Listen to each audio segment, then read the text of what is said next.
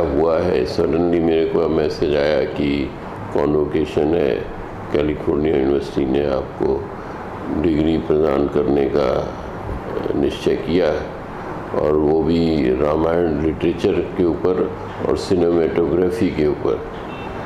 तो मैं रामायण के ऊपर रामायण पे पिक्चर बना रहा था, मैं मूवी बना रहा हूँ, मैं स्क्रिप्ट तैयार हो गई थी। तो उस स्क्रिप्ट के जो कुछ अंश थे वो ऐसे पता चले कि जो कि आम पब्लिक को, स्पेशली यूथ को और बच्चों को और बच्चों के पेरेंट्स को उसके ज्ञान इतना नहीं था।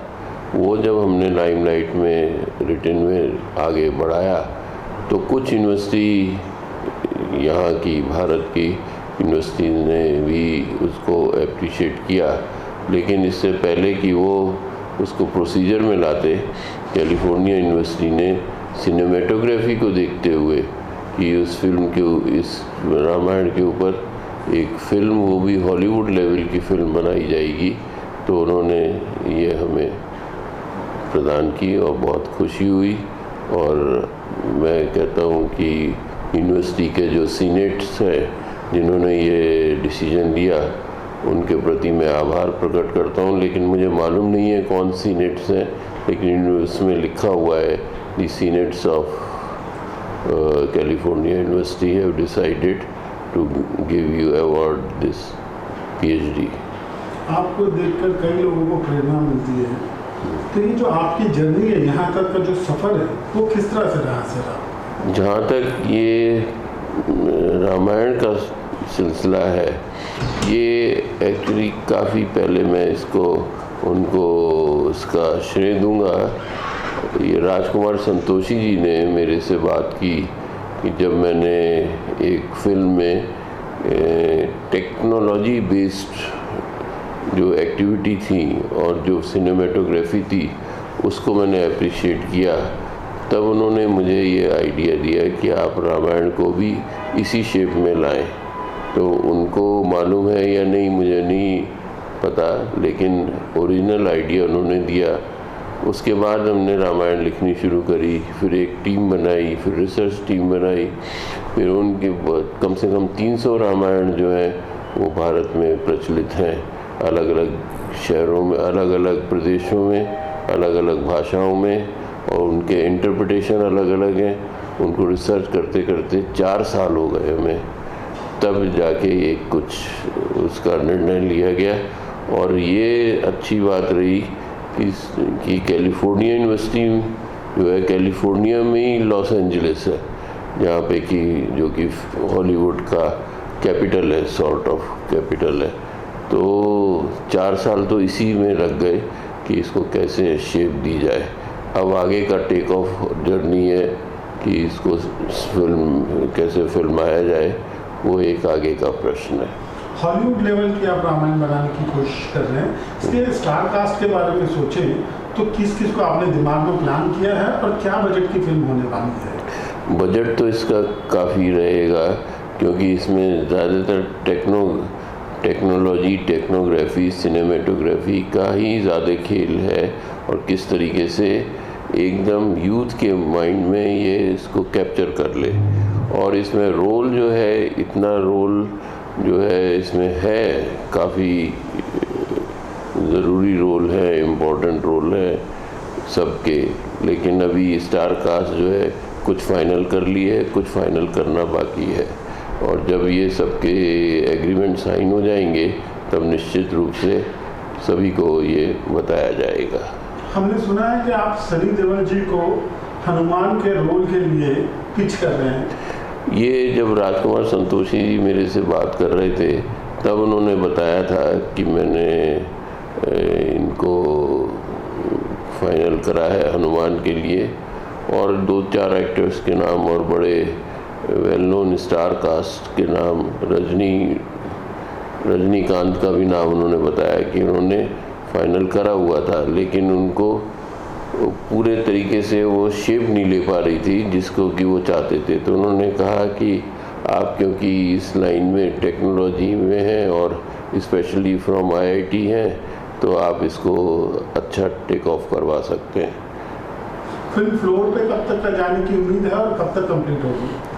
फिल्म का बजट क्योंकि हाई है और इसमें एडिटिंग में बहुत टाइम लगेगा, और हमने सोचा है कि लॉस एंजलिस से वहाँ पे एडिटिंग करवाएं, और उसमें एरिक करके हैं जो कि असिस्टेंट रहे हैं ऑस्ट्रेलियन डायरेक्टर के, प्रूअस के, अलेक्जेंडर प्रूअस के, जिन्होंने गॉड ऑफ इजिप्ट बनाई थी।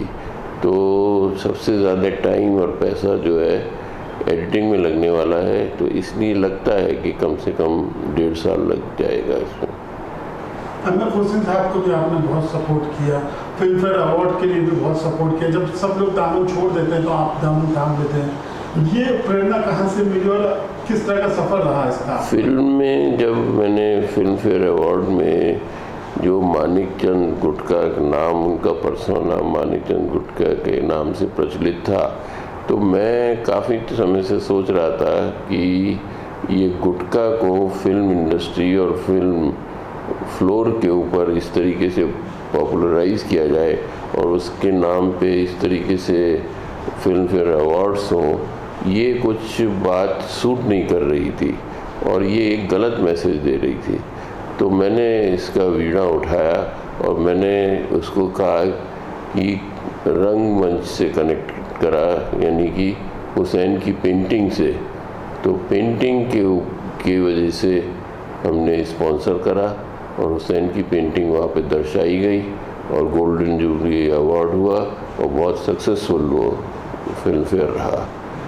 इसके अलावा और भी जो है, इवन मिस फेमिना जो करा जाता था, उसमें भी हमने गर्ल्स को ये कहा कि जो भी उनके माइंड में है, ब्यूटी इज़ स्किन डीप, यानी कि वो अपनी मस्तिष्क परीक्षा में भी पास होनी चाहिए। तो उनको कुछ ऐसे प्रश्न किए गए, उनके इंटरव्यूज़ लिए गए, उनको कहा गया कि whatever is there in their mind, वो उसको एक दीवार पे लिख दें। एक अलग से बोर्ड बनाया गया बहुत बड़ा, उसके ऊपर सब ने अपने अपने अपने जो विचार पेंटिंग के रूप में बनाए, उसमें से सेलेक्ट करके हमने फाइनल करा, तो उसको भी एक नया रूप दिया गया। और हॉस्पिटल्स वगैरह के लिए भी आपने? इसके अलावा ये एक क्षेत्र की बात है। दूसरे क्षेत्र में हमने कहा कि जो एक रिसर्च करी और हमें पता लगा कि बच्चों जो नवजात शिशु होते हैं, जो जिनकी 9 महीने से पहले बर्थ हो जाती है, उनमें मोर्टेलिटी काफ़ी कम लोग बच पाते हैं। इसके ऊपर मैं बहुत ही, मेरे को माइंड में असर था कि इसको किस तरीके से हम कुछ योगदान दे सकते हैं। तो इसलिए एक हॉस्पिटल, गवर्नमेंट हॉस्पिटल में एक वार्ड लिया, उसमें 10 बच्चों के लिए और इंक्यूबेटर्स लगाए। तो वो जो है बड़े अच्छा वो ड्राइव रहा, यानी कि बॉम्बे से अलग अलग हॉस्पिटल से मैसेज आते हैं और बच्चे वहाँ पे लाए जाते हैं और उन बच्चों को ट्रीट करा जाता है। तो मोर्टेलिटी रेट जो है बहुत कम हो गया, यानी कि 90% तक लाइव के मतलब बच्चे बच गए। और अभी भी हमने एक और इक्विपमेंट उनको ज़रूरत थी, तो वो भी दिया, यहाँ पे दिया, एसएन मेडिकल कॉलेज आगरा में दिया, और जहाँ पे भी सक्सेस पॉसिबिलिटी होती है, ताकि मेडिकल केयर और वेलनेस के ऊपर हम ध्यान दे सकें, जो कि साधारण तौर पर निगलेक्टेड सेक्टर है। आप बहुत बड़े आर्ट लवर के रूप में जाने जाते हैं, फ्यूचर प्लान्स क्या हैं आपके इस क्षेत्र में? आर्ट का ये है मेरा विचार, आर्ट को यानी जब से मेरा और हुसैन जी का टाई अप हुआ और वो पूरे विश्व में फैला और भारत की कला को विदेशों में जाना गया, भारतीय कलाकारों को जाना गया, भारतीय कलाकारों की रिस्पेक्ट हुई। इंडिया में कलाकारों की जो ड्राइंग टीचर था, उसकी कभी ऐसी वो लास्ट पीरियड माना जाता था, जिसमें लोग अटेंड नहीं करते थे। अब उसकी इम्पोर्टेंस, एक ड्राइंग टीचर की importance and respect is different, all together different. तो इस चीज़ को देखते हुए जो निगलेक्टेड सेक्टर थे उनको हमने उभारने की कोशिश करी। यही मेरा प्रयास है और यही प्रयास रहेगा। और इस आर्ट से कितने लाखों करोड़ों लोगों को फ़ायदा हुआ है, ये मेरे को अक्सर फीडबैक मिलते रहते हैं। और कई लोग प्रभावित हुए, कई बच्चे प्रभावित हुए हैं और जिनमें छुपी हुई प्रतिभा सामने आती है।